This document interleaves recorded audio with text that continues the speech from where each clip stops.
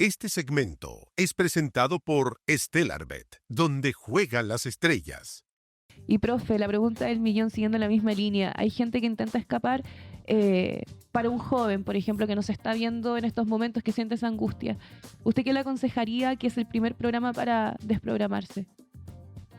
Bueno, lo primero es que, a ver, es difícil, muy difícil, pero que se atreva a interactuar en la vida, enfrentar todos los problemas, unificarse con la gente, no idealizar las cosas, ¿no? Porque vivimos y en cualquier sociedad tienes que poner los pies siempre en la tierra, de manera que no, es que la amistad yo pensaba que era así y me resultó que era de esta otra manera, pensé que el amor era de esta forma y al final se me rompió el corazón, en fin, etcétera, etcétera. Eso nos ha pasado a todos, pero, o sea, ponerle los pies en la tierra, porque en esta sociedad, a los jóvenes sobre todo, se les muestra un mundo irreal, se les construye un mundo irreal, y después, cuando salen al mundo real, los golpes son muy fuertes, muy fuertes. Y uno encuentra una cantidad de chiquillos, chiquillas que están golpeados, ¿no? Y bueno, la cantidad de suicidios que hay, de quitarse la vida es muy fuerte en la juventud en Chile. Entonces, en fin, que se junten con sus pares, que discutan. Mira, no me voy a poner como ejemplo, pero yo me recuerdo cuando tenía 15 años, que en fin, etcétera, yo me amanecía a veces con compañeros, ya a los 16, a lo mejor una botellita de vino, ¿no? De verdad. Pero la botella nos duraba toda la noche. Ya no tomábamos nada prácticamente porque éramos como 6 y discutíamos de filosofía, de economía, que si era la guerra popular, que era la guerra de guerrilla, si era la insurrección, que la vía pacífica, Qué buena qué juventud. planteaba Saftre, qué planteaba Marcuse, qué Marx, qué Engel, no, que Stalin, que Trotsky, quién tenía la razón, qué Mao Zedong. Nos dábamos vuelta por el mundo entero y acaloradamente. Y se nos iba y de repente era de día. ¿Te fijas? Y entre medio sí nos poníamos de acuerdo en hacer algunas cosas. ¿Cómo íbamos a apoyar a una huelga? Íbamos, sí, nos plantábamos fuera de una huelga, ayudar a los trabajadores a juntar las lucas que hay para sostener la huelga con una cajita, lo ayudábamos a tocar los tambores cuando era necesario, en fin, ¿ah? Trabajábamos en distintas cosas de ese tipo. Entonces, eso, júntense, ¿ya? No para reventarse, sino que realmente para pensar el mundo, para conocer el mundo y para ver cómo están parados ahí cada uno en ese mundo. ¿Usted le recomendaría a un joven inscribirse a militarizar como comunista Acción Proletaria? Absolutamente. Yo no me arrepiento, igual que Edith Piaf, no, no me arrepiento de nada. En ese sentido, no. Creo que una de las vidas más hermosas es la vida de un comunista. Profesor, lo quiero llevar a comentar un poco la actualidad. Han pasado noticias, bueno, comentamos acá lo del show del Supertazón, vamos a decirle así para no ocupar concepto imperialista en su presencia. Y han pasado cosas en la política nacional, particularmente el tema de la batalla cultural, que es un concepto que viene de Antonio Gramsci y que lo tomaron los posmarxismos, pero hoy día la derecha lo ha hecho suyo y están dando la batalla cultural de las ideas. Entonces no sé si usted está al tanto del discurso que dio Kast en Bruselas, de los ismos. Claro, de los ismos, y que ha generado respuestas tanto de Boric como de Orellana. Hubo ahí un encuentro con Arturo Esquela, con Martín Arrau, que ha hecho que el debate político en este momento, que es muy extraño porque está saliendo el gobierno, no termina de salir el gobierno antiguo y no termina de entrar el nuevo. Hay un dice que dice, no termina de morir el mundo viejo y no termina de nacer el nuevo. En ese momento nacen los monstruos. Entonces estamos en tiempo de monstruos. Yo le voy a dar el contexto. La cumbre ultraconservadora en Bruselas, la batalla cultural como concepto volvió a tomar espacio en la discusión pública, luego de mostrarse contrario al ismo y animar a los suyos a dar una batalla no solo cultural.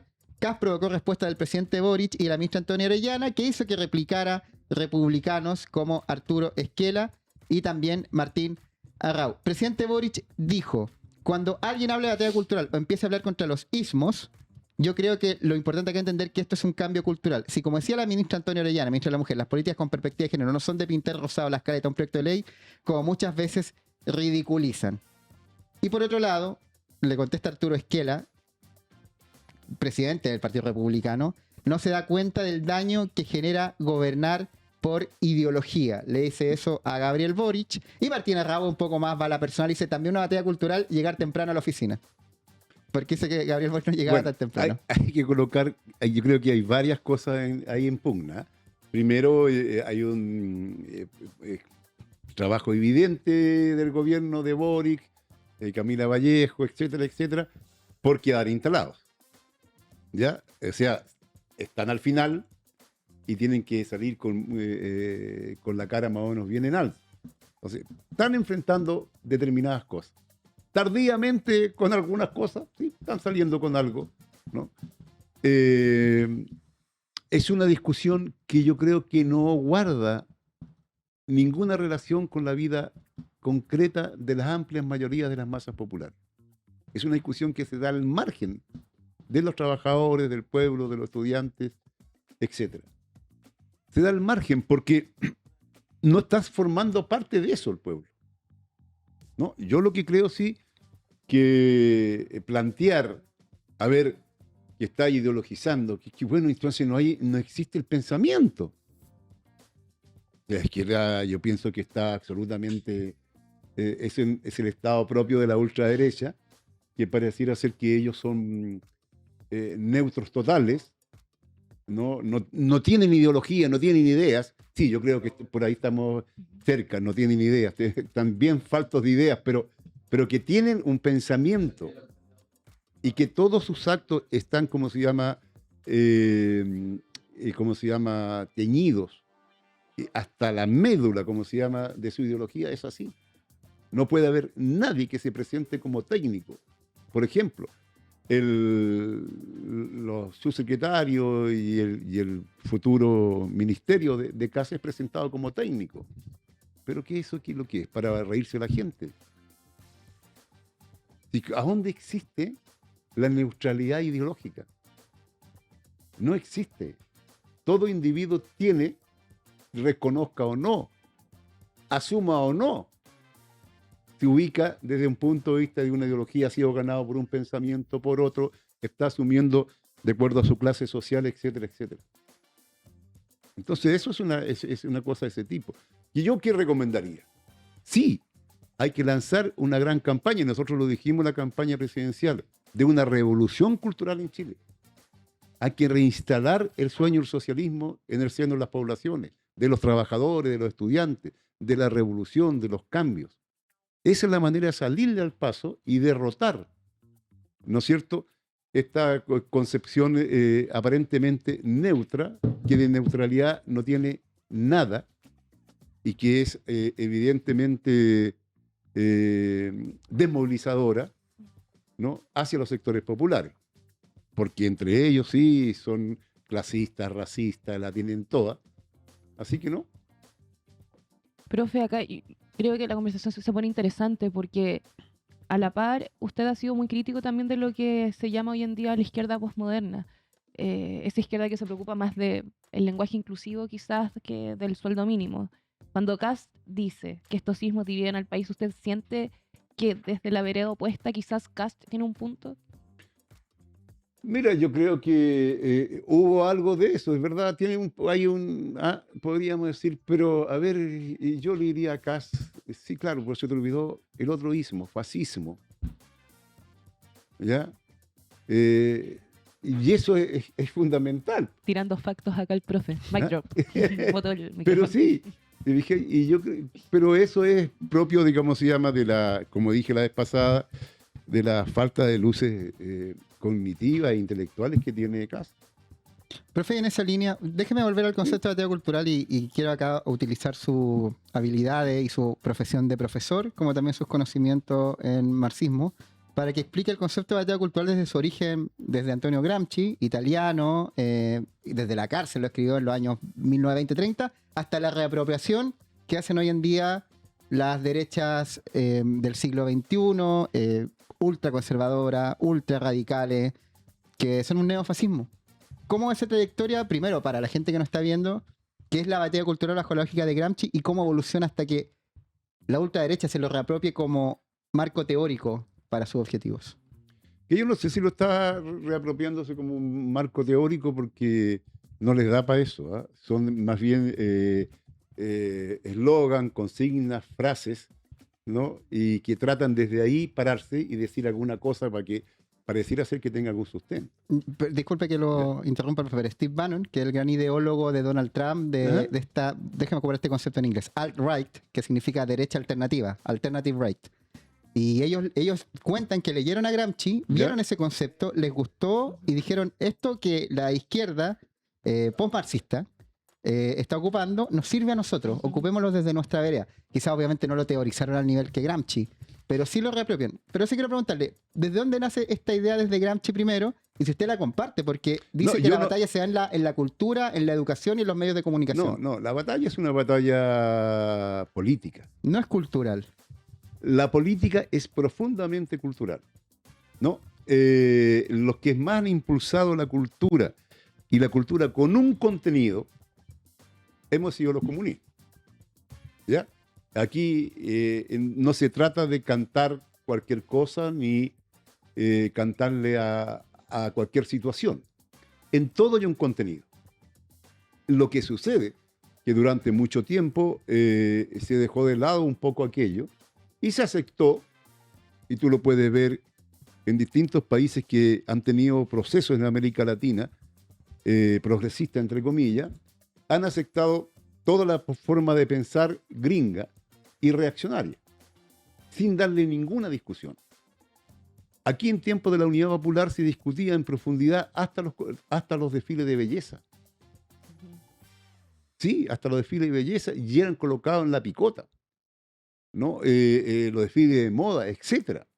Una cantidad de cuestiones que son muy importantes, ¿no? Pero eso va unido íntimamente en la lucha política, pero no reemplaza la lucha política. Tú no vas a hacer los cambios en una discusión en el ámbito nada más que cultural.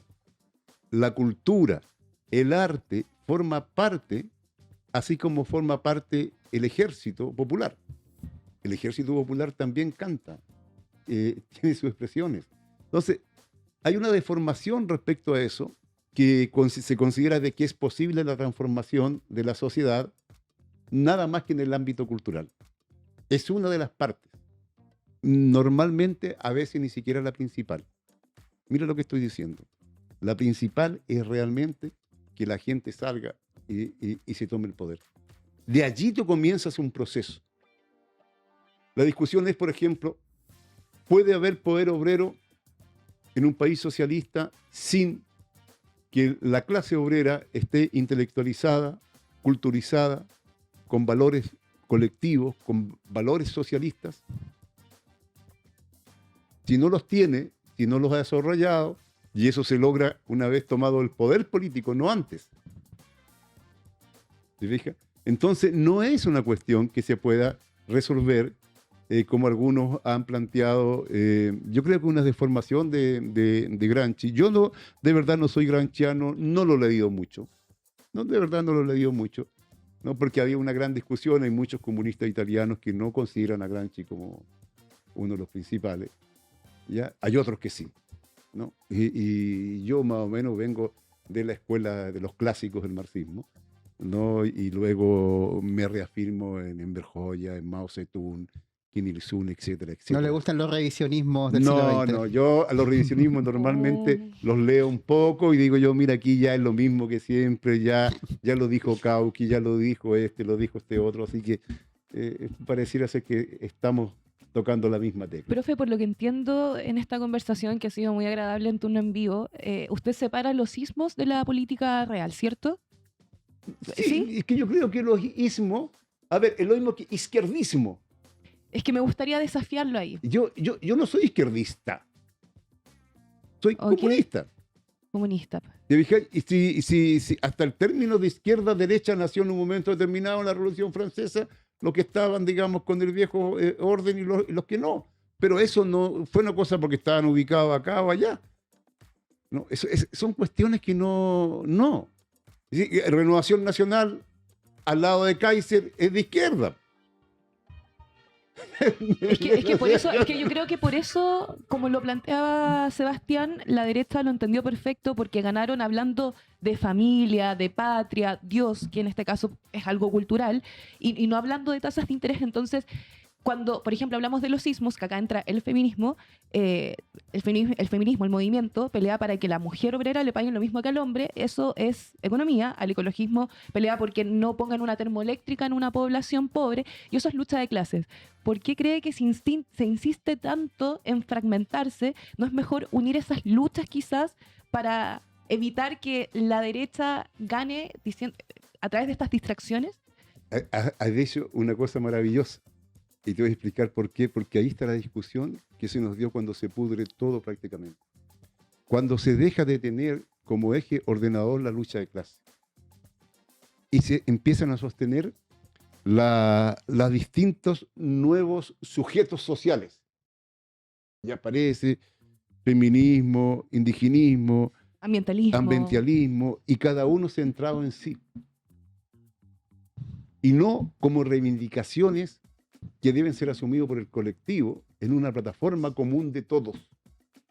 Porque yo tengo que ser un activista de todos los derechos y de la igualdad de género en todo sentido, sea hombre o mujer. Es un problema de clase, es un problema político. Claro, las mujeres en primer lugar porque son las que están afectadas con el lazo, ¿cierto? Pero todos. Y eso viene a partir cuando Gorbachev en la Unión Soviética plantea en un momento determinado, en su, ¿cómo se llama? La perestroika, Nuevas Ideas para el Mundo, es una barbaridad, plantea de que ya no es el motor del mundo la lucha de clases, sino que los derechos humanos.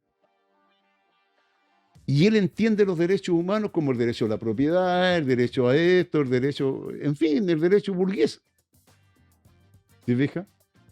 Entonces ahí se pudrió absolutamente todo, ¿no? El derecho humano, sí, claro, veamos la concepción que tenemos en eso. Nos apegamos a lo que dice las Naciones Unidas, a la Declaración de Derechos Humanos de las Naciones Unidas. ¿A quién nos apegamos? ¿Te fijas? Y claro, y aquí en Chile, ¿cómo se llama? Inclusive en otros países se hablaba de la vanguardia compartida, de una cantidad de términos, y se fue fragmentando todo.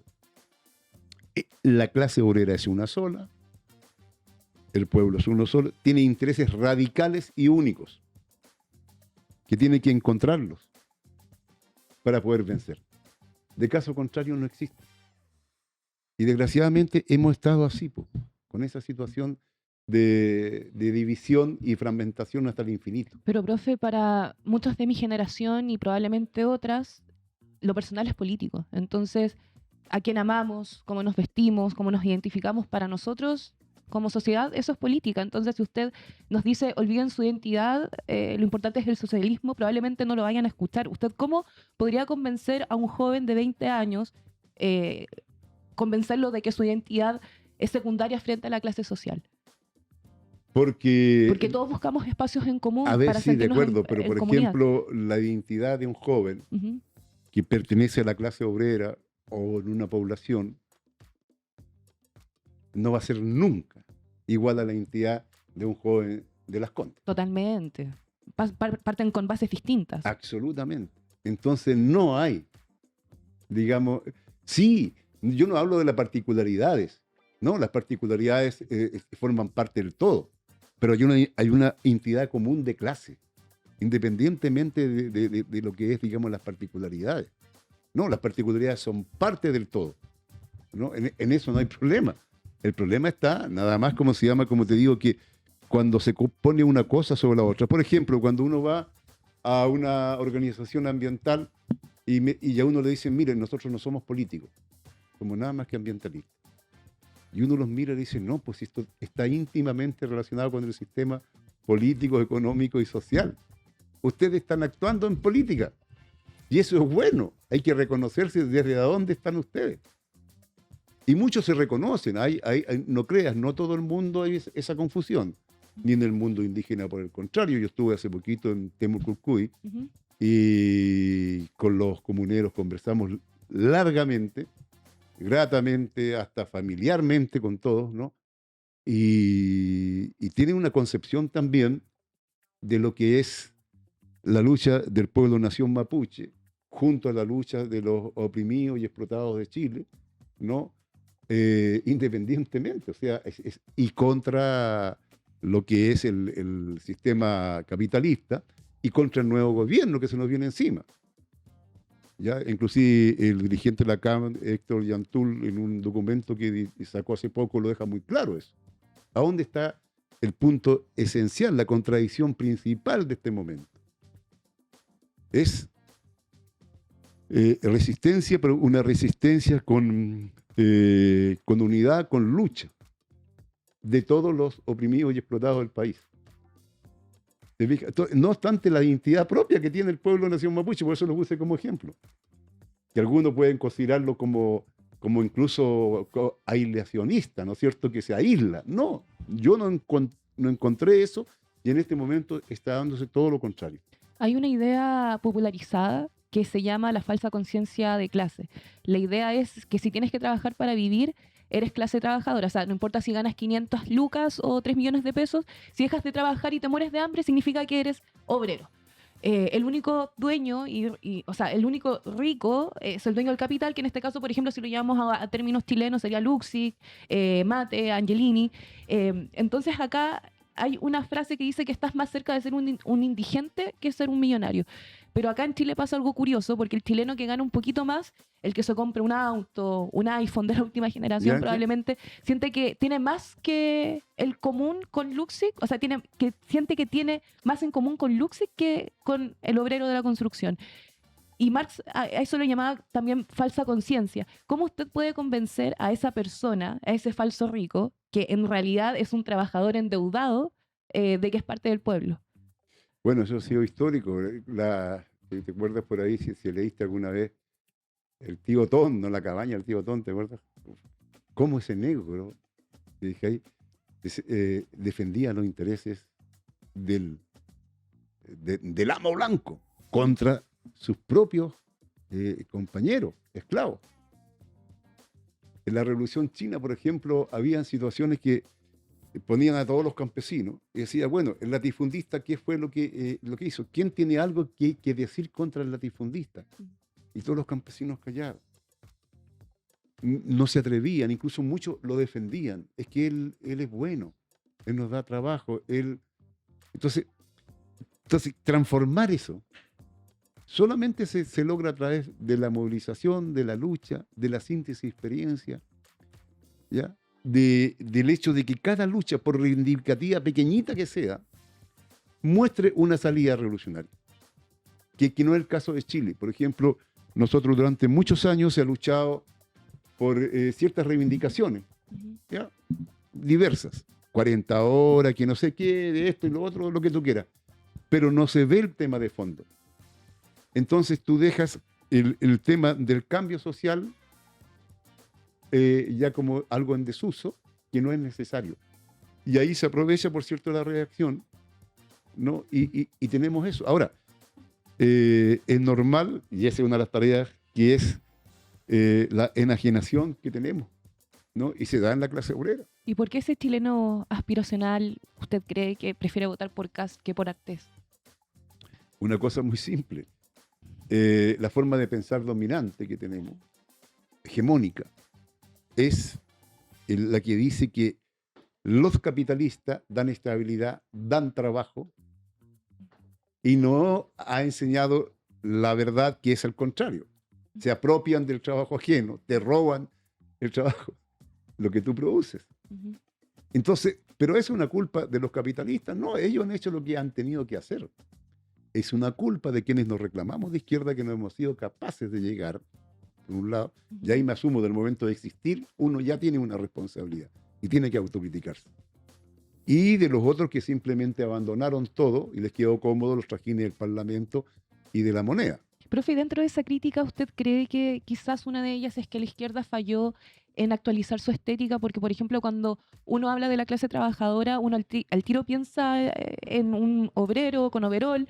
En cambio, ahora el obrero, el trabajador, se ve con corbata y con camisa. Sí, pero a ver, las revoluciones socialistas no se dan necesariamente donde el proletariado es más fuerte. De hecho, la mayoría han funcionado donde el proletariado era débil. La República Popular China, más allá de Shanghái, algunas fábricas que había en el resto era puro campo, hasta con esclavitud, estados feudales, etc. Vietnam, Cuba, Albania, en fin, todo lo que se ha conocido. La propia ex Unión Soviética. No era uno de los países más industrializados que digamos. ¿Ya? Todo lo contrario. Entonces, lo que importa en definitiva es el tema ideológico.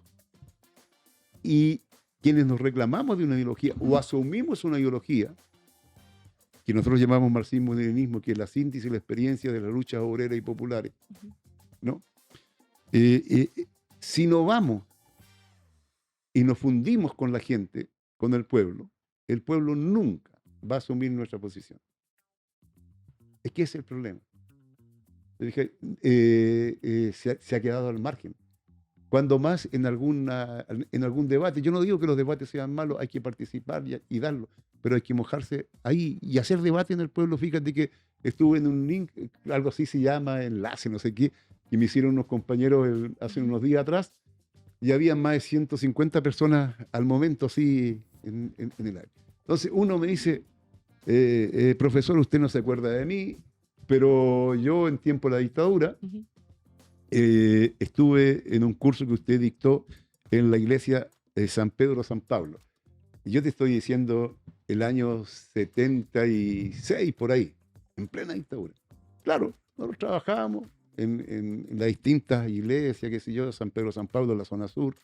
Yo me acuerdo que en una sala estábamos nosotros como ahí trabajando con una concepción determinada y al ladito estaban formándose otros, cada uno con sus cosas. Y entonces, y en ese tiempo hablábamos de socialismo, hablábamos de comunismo ahí, en ese momento. Y ahora, ¿por qué no se habla? Es que ese es el tema. ¿Por qué no se habla? ¿Por qué nadie va a las poblaciones? ¿Por qué no demuestras? A veces con un curso de 5 personas, a otra vez después serán 100, serán 10. Mira, hay una experiencia de un camarada nuestro que falleció, Valdemar Sangüesa, discutía mucho con él en Maipú, entonces me dijo un día, vamos a hacer un curso de materialismo histórico, materialismo dialéctico aquí en la sede de la CUT. Y yo lo quedo mirando y me dice, ¿y lo va a dar usted, compañero? Entonces yo, ¿pero estáis seguro que va a llegar gente? Va, me dijo, vaya. Y sacaron en fotocopia un cartelito y lo pegaron por Maipú en distintos lados. Le dio crisis del impostor a ellos. ¿Y se llegó? ¿Ah? Le dio crisis del impostor. ¿Conoces ese término? No. Cuando uno cree que puede hacer o hace menos de lo que uno ya hace. No sé si lo expliqué bien. Síndrome del impostor. Síndrome del impostor, perdón. Y bueno, y te digo, y llegó cualquier gente que quería saber qué diablo era el materialismo histórico o materialismo dialéctico. A ese nos engrupimos nosotros mismos pensando de que nadie quiere saber. Y yo en la campaña presidencial llegaban chiquillos, chiquillas con el manifiesto de Marx y Engels, el Estado y la Revolución de Lenin, el izquierdismo en edad infantil, que esto de Dimitrov, que esto de Engels, qué sé yo, para que se lo firmara. Los chiquillos con distintas ediciones. ¿Quería que le firmaran El Capital, por ejemplo? Claro, sí. Y que se lo firmara y yo, pero yo no soy el autor. Para mí es una patudea hacer esto. Ya, es una patudea, entienda, no, profe, pero ponga su firma aquí, que ya. Usted firmó el libro de Engels. Claro, pero que los chiquillos lo pedían. Y que el manifiesto comunista firmó también. Sí. Y distintas ediciones, te digo. Algunas muy viejas y otras actuales, pues se están dando algunas ediciones. Entonces, sí hay un público. Lo que pasa es que los que nos reclamamos de una manera determinada pareciera ser que nos convencieron de que nadie quiere saber de nuestra ideología. Y ahí hemos dejado a la intemperie al movimiento obrero y popular sin ideología, sin tener de dónde tomarse y prácticamente ir respondiendo a los eventos o a las complicaciones del momento de un punto de vista nada más que reivindicativo. Estamos conversando con el profesor Eduardo Ortega, interesantísima la conversación y la perspectiva que nos está dando esta mañana. Quiero conversar un último cachito antes que se vaya, pero antes quiero ir con los anuncios que permiten que hagamos turno al primer canal de stream. Suscríbanse, denle like a esta transmisión, háganse miembros de 4.900 y por supuesto vayan al Teatro Nescafé de las Artes, ubicado en Metro Manuel Montt, que como siempre tiene eventos increíbles para ofrecer todos los días, meses, semana. Y este que hay ahora para el 7 de marzo, Día Internacional de la Mujer, es La Corre y Vuela con la tertulia del Trueque, luego su exitoso debut en noviembre de 2025. Este innovador espectáculo que incorpora marotes, murga, teatro, música y lengua de señas chilena basado en una investigación que recogió testimonios y vivencias reales de personas mayores pertenecientes al coro Voces Doradas de Quinta Normal, está de vuelta para cautivarnos con sus colores, canciones, trajes e historia. Sí, Sebastián, porque es una propuesta que reafirma el espíritu interdisciplinario, comunitario y accesible de La Corre y Vuela, invitándonos a disfrutar de un ejercicio artístico que nos hará reflexionar sobre la memoria, el envejecimiento y la transmisión intergeneracional. Así que ya saben, acompañemos a las hermosas abuelas de la tertulia del Trueque. ¿Está invitado, profe? ¿Le gustaría ir al Teatro Nescafé? ¿Y por qué no? Eso. Sí. Es para el 7 de marzo. Al 7 de marzo. Sí. ¿Le consigo una entrada? Ya pues, usted me la consigue. Eso. Sí. ¿Ya? Y vamos para allá. Ah, vamos. Vamos en patota, vamos en patota, claro. Vamos. Si va el profe Artés, usted también puede ir este 7 de marzo en el Ah, Teatro o sea, Nescafé. si va el profe Artés, Sí, pueden tiene ir los que- demás. Bueno, y ahí nos juntamos Y se, con y mucha se gente. firman los libros de Marx. Sí. A la gente. Claro. Ahí O podemos entre medio de nuestras propias arrugas, en el caso mío, hacemos la Todos firma. todos tenemos, sí. profe. Así No, que yo los mira, que- por Ya. el teatro tengo una situación bien especial, porque además tengo una hija Ujú. que es directora de teatro y actriz. Qué hermoso. Así ¿Cómo que- se llama su hija para mandarle un saludo? Sí. Ella se llama Patricia Artés Ibáñez. Y por ahí la pueden googlear y va a ver que tiene un carrete en ese sentido muy grande. Espectacular. Entonces Tengo ya- dos hijas, para que no se me enoje la otra, que es Ah, está rodeado de la muchas María mujeres. Teresa, sí, que es también una extraordinaria compañera y profesora universitaria. Ya lo saben, tertulia del Trueque, va a ir el profe Artés, lo va a invitar, vamos a ir en patota, así que lo pueden saludar, entrada a la venta en ticketmaster.cl, 7 de marzo, sin recargo por servicio en boleterías del Teatro Nescafé, que queda en Metro Manuel Montt, con un 20% de descuento para socios de la Comuna de las Artes y también 20% de descuento para personas en situación de discapacidad. Y junto con esa invitación al Teatro Nescafé, también los invito a vivir sano. Elige vivir sano. No importa la edad, toda actividad cuenta. Con el movimiento tu energía aumenta. Lo que te mueve, lo que te mueve, lo que te mueve, lo que te mueve. Así que ya lo sabes, para más información puedes visitar la página eligevivirsano.gov.cl. Profe, lo último, antes que se vaya, queremos... Que no se vaya. No, que no se vaya, no. Nos Tiene- quedamos ahí. Igual o sea, tienes que sacarte la foto número 3. Profe, le puedo pedir otra foto. Yo, Sí. yo no voy a explicar todas las veces. Todas que las fotos que sean Yo me necesarias. considero fan suya. Así que le voy a pedir Bien, la bien, foto. compañero. Eso, compañero. Gracias. Compañero, Compañero. compañero, compañera.